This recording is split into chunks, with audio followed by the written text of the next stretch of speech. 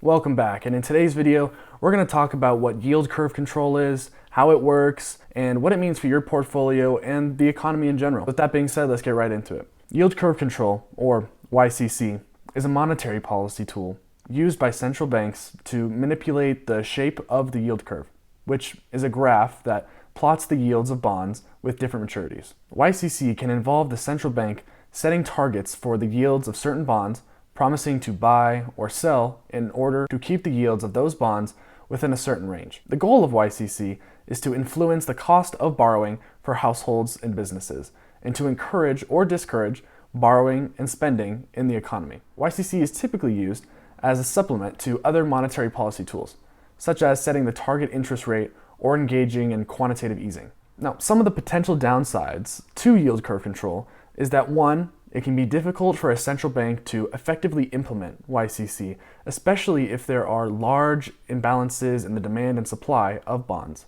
Two, it can lead to moral hazard, where bondholders take on more risk because they expect the central banks to bail them out if things do go wrong. Three, YCC may limit the ability of the central banks to respond to future economic shocks, as it may be constrained by the bonds it has promised to buy or sell. Four, it may lead to distortions in financial markets, as market participants may be less likely to price risk accurately if they expect the central bank to intervene in the market. And the last potential risk, five, it may erode the independence of the central bank, as it could be seen as taking on the fiscal policy responsibilities that are traditionally the domain of the government. Now, although YCC can provide predictability to the long-term financing of businesses and households, it can also be seen as similar to controls of goods and services, which have proven to be detrimental to societies that implement them widely. Manipulating the cost of any good or service has a long history of causing massive shortages and surpluses, resulting from the misallocation of resources. Central planning in economics, involving information signals, prices, to suppliers and producers, is a delicate balancing act that must be accurate and free of political influence, which is nearly impossible at the central bank level. Now, I'm not trying to make an argument that YCC and central banks shouldn't exist and that the prices should be determined by a free market mechanism, although there is a strong argument for that. Instead, I'm highlighting what is at stake when determining policy for these critical economic systems and the downstream effects they may have. Now, recently, a country and central bank that has been doing this is the Japanese central bank. Now, the Japanese central bank is keeping its 10-year treasury yield at 0.25%, while the rest of the world is raising rates, with the US pushing 3, 4, almost 5%. This led investors to sell their Japanese bonds that were artificially propped up by the government, exchanging them for yen, their currency, and then using the yen to buy other bonds with higher yields, such as those of the US government. And that was to get a better return. But as everyone sells these bonds, there is an immense buildup of pressure, creating an illiquid market that forces the Bank of Japan to step in and buy a large amount of bonds.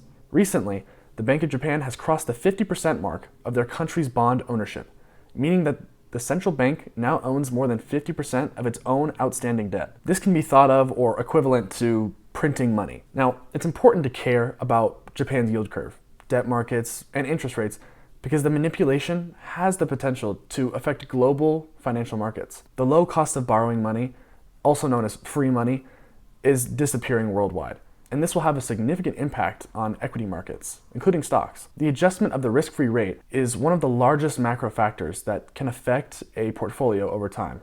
When the risk-free rate increases, investors can invest in government bonds, which are considered risk-free, which is impossible really, but the government deems it so it's true, but they can do that with a higher rate of return. Now, this means that investors discount future company cash flows into the present at a higher rate, because if they can earn a risk-free rate somewhere else, then it becomes more risky to invest in a company that may not fulfill their obligations. Now, this makes the future profits of this company less attractive and less valuable compared to a government bond. This lowers the multiples at which companies trade on the free market, leading to a decrease in stock prices. Now, recently, Japan has come out with big news that they are raising their interest rate peg from 0.25% to 0.5%, which was a major surprise to many economists, and they had not predicted this from the Bank of Japan. It is crucial to understand that although the rate change was relatively small, it signals a shift in the market and central banks' sentiment towards a higher cost of capital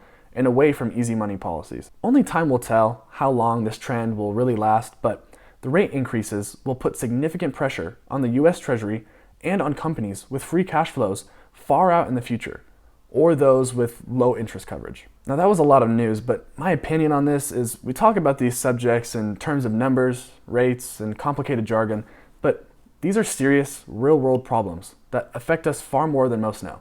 We also have this manipulation in Europe, and with energy prices still extremely high, the government seem to be ignoring the fact that many people will lose their jobs. Many people will also be very cold this winter as energy prices are rising, and they're continuing to ease and print money into it. And as much as these governments would like to, they can't print energy. So instead, they resort to taking your hard-earned money through inflation in the name of various trendy social causes such as climate change, equality, the illusion of stable markets, military conflicts, and many more. All the while, they are just perpetuating the widening wealth gaps and filling their own pockets. Yield curve control is just another instrument in which central banks push forward whatever agenda they please, at the expense of the long-term solvency of a nation and the citizens' wealth. Now, despite the mainstream belief that the federal government and central banks are independent from each other, this has been proven false over time, with many presidents having undue influence over the central bank's monetary policy. But the governments of the world love to play the role of God, giving and taking away as it is most politically convenient, while currency holders and citizens pay the price for the current administration's desires. In my opinion, this system is unethical, unsustainable, and undeniably ripe for disruption. But what do I know? I'm just some guy on the internet, so do your own research and tell me if I'm wrong in the comments. And with that, thank you for watching. That's all I had for today. I'll see you in the next one.